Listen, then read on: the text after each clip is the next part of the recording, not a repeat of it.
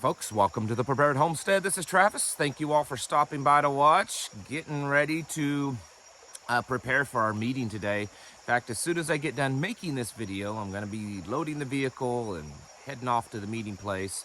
Going to be a good day. We always look forward to these. It's very re-energizing. Draining and re-energizing at the same time. Physically, it's draining, and I'm tired because it's been a long, hard week, but also very, intellectually and psychologically energizing and spiritually energizing, being around so many other brethren. And man, if you can go to something like this in your area or create something like this in your area, I strongly encourage it, because maybe it's just a gut feeling, and that gut feeling could be wrong. I could be off. I really could be, and I in some ways I pray that I am off, and yet in other ways I pray that I'm not. But just a gut feeling that we're just kind of at that tipping point of building up to, major catastrophic, whatever it is, and that we're getting to that tipping point that it may not be very much longer. It may not take very much to kind of push us over that edge of a very real panic-driven collapse. And when I say panic-driven, I don't mean by you and I mean all the rest of the world. And so having a group of people like this and many of you are involved in local group meetings, and whether it's a small little mag or tribe or maybe a bigger community kind of prepper meeting, you know what I'm talking about. You know how it helps, and how it's strengthening to each individual person. I was reading this morning when I got up, and I was reading again about a particular case that many of you, I'm sure, are already aware of, and it's up in Pennsylvania, and it's that Amish farmer that has that food club selling, dairy and meat products and stuff, and the feds have come in, they've raided the guy, and they're fining him with like $300,000 in fines because he's not selling USDA, inspected stuff.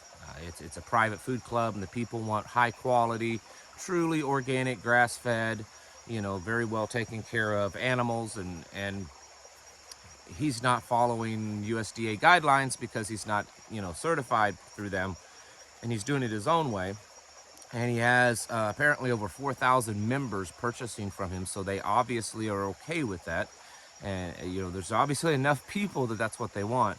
Anyways, they're shutting this guy down, and very possibly, if the government gets their way, it could completely ruin him. $300,000 for any farmer, it would be devastating, and taking away his means of making money. And anyways, excuse me, voice. I did a lot of talking yesterday, so my voice is not quite there. And then today, it's probably going to be gone by this evening. Anyways, the point is I was reading this, more about this particular case, and I was thinking of how this is just another sign, another example of why we need each other. So, and why it's good to have a community, even though that what this farmer's doing may not necessarily be a prepper community. I would go out on the limb and say that if things really got bad, the doo-doo has already been hitting the fan for a while, but I'm talking about big time. It's very likely that a lot of those 4,000 people would, maybe not all of them, but a lot of them would come together in some kind of, group of some sort, stick together. And while I haven't heard any reports of any of these members kind of fighting for him and pushing back, I suspect that it will be happening. And we're seeing how the government is coming in, and they're picking on one person, okay? They're singling him out. Do you think that they would come in and fine all 4,000? All these 4,000 people, they're knowingly purchasing, because the guy wasn't doing anything, pulling the wool over anyone's eyes. Everybody knew it. everybody agreed to it. There was a membership, there was a contract. They were okay with it. That's what they came to him, because they wanted that quality, superior quality to USDA meat. Well, why aren't they going after every individual one? Well, because they know that if they go after, too many, it's unlikely they're going to succeed. So what they do is they single one person out. They single one person out and they destroy them. And then they use fear tactics of, see, if you step out of line again, we will destroy you just like we destroyed this guy. It's a common tactic anywhere. It's what prisons do. If you try to escape, they bring the hammer down hard on you, and then they use that as an example and a threat to the rest of the prisoners. If you escape, we're going to turn the dogs loose on you. We're going to hunt you down. We're going to beat you up. We're going to throw you in the hole. Don't do it. Don't do it. You saw what happened to that guy. I mean, it's the same way with animals. Animal tries to escape the pen. You don't do it. I'm going to slaughter you. It's butchering time for you. You keep getting out of the fence. And all the other animals are like, yeah, well, maybe we shouldn't try to escape too. The point is that's their tactics. And we're going to see that more and more where they, I could give examples, whether it's guns or someone free speech, where they single one person out and they absolutely, utterly destroy that one person. Very heavy-handed. And many times a lot of us are saying they didn't really do anything wrong. They just didn't follow the narrative. And that's another reason why we should have kind of community and stick together, so that, we can pull together and things like that happens. But here's the downside. If you make that commitment, that means you're going to get involved in that too. One of your community members, they come after you for something, you stick together. In the same way that as the doo-doo hits the fan more and more, they start going door to door. Don't let them go door to door and just they're only focusing on each individual family. Everyone congregate at one place. Say, all right, show up at this house. You got 15, 20 people, so do we. This is part of community, and I'm not advocating any types of actions, at least not now. But I'm saying that in the future, these types of things could very well happen. We're dealing with a. Let me just say this, and this may not set well with everyone, but I think a lot of you will agree. There's still far too many people that would listen to this kind of channel. I don't care if you call yourself a patriot, a prepper, a homestead. I don't care, whatever. There's still far too many people that would sit there and say, yeah, all these things happen in the world are really bad, but it's a good thing I live here in this country, because this country, they may do some bad things, but they wouldn't go to those lengths and do those kind of bad things to its people. I mean, at least our government and people that run it have some kind of honor system that, they have limits, right? They're more humane. They're not going to go to quite those, they're not going to be like Cuba level, ruling. They're not going to do like, communist Chinese revolution kind of stuff. I mean, it's America. We're better than that. If you still believe that lie, it's going to get you hurt, folks, because as much as you love this country or the Constitution or the flag or the Declaration of Independence or whatever it is, I assure you that the leadership, and I'm not just talking about the current one in White House, I'm talking about leadership as a whole. Power corrupts, and absolute power corrupts absolutely. And that's what we're seeing, and that's why I say it doesn't matter so much who's in the captain's chair. We are going down this path, and we're going down it quite rapidly. And the things that they would be willing to do, because we have seen it many times. We have seen it in many instances where our government has absolutely and grossly overstepped its powers to the point of causing, loss of life, and even lots of loss of life. And the American people kind of, well, that was really bad, and we move on.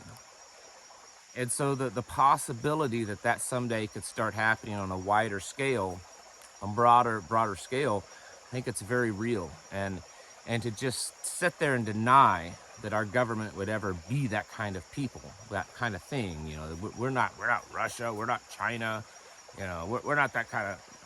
You're crazy, I think. I mean, that's my personal opinion. And if you don't agree with me, you can unsubscribe and go elsewhere or whatever. Um, we've been dealing with massive corruption for decades.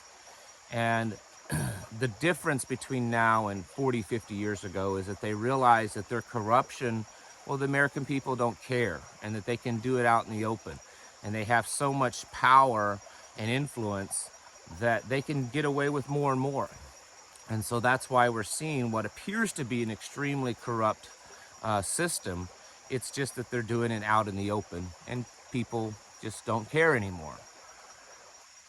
This is a huge reason why you should come together, because these attacks, whether they're physical or ideological or whatever, that will increase upon us because of our beliefs, because of our stand, whether it's biblical or patriotic or individual freedom, it doesn't matter, or all. They will continue. It's not going to go away. It's gonna get worse, and we need to become a more cohesive unit when this kind of stuff happens. I understand it's a risk. It means that we all may go down with them, instead of them just taking one person or one family down. We all may go, but it's the only way to start sending a message that, we're not going to tolerate this. What happens? What's going to happen the first time in your neighborhood that the ATF shows up at your neighbor's house and he's not committed any crime? Okay. But, we've decided, because the ATF does this, they make law, basically, even though not legally, but they make law. The ATF board says, you know what? We declare, such and such attachment to a rifle illegal. We just declare it because that's what they do. And it's completely illegal, but they get away with it, and no one stops them, not even the former president. No one stops them. And so they show up at your neighbor's house and they confiscate all of his property, his boomsticks, and they arrest him because he happens to have that accessory on his firearm that 6 months ago was legal, and now they declare it being illegal. And you just sit back and you're like, it's really bad. I hate that. They're so wrong. They violated his rights. And 6 months from now, they come to your other neighbor's house. And then a month later, they come to your other neighbor's house. And eventually they come for you, and, well, you're all alone now. What would have happened if all of your neighbors came together and lined up and said, no, you're not doing this. You're not doing this. This is what we may be facing in the future. And this is why community is so important, of sticking together, because they're very good at picking people off one at a time. And as the world worsens and as things continue to spiral out of control, that's exactly what they will do, more and more. And having the power in numbers to stand up to tyranny and to stand up to a collapsing systems, because we're more prepared as a group than we are as an individual, could be one of the things that physically saves you from all this collapse. Not spiritually. You should know that from me by now, not spiritually. But physically, it can make a massive difference. So folks, if you're able to show up at today's meeting because you live in this area, do so. I'm in central Missouri Ozarks. If not, find one in your area or get one started. And if you want to start one, let me know and I'll promote it and help you as best as I can. Folks, get your houses in order. Prepare yourselves mentally, physically, and spiritually. Thanks for watching. I'll catch you in the next video.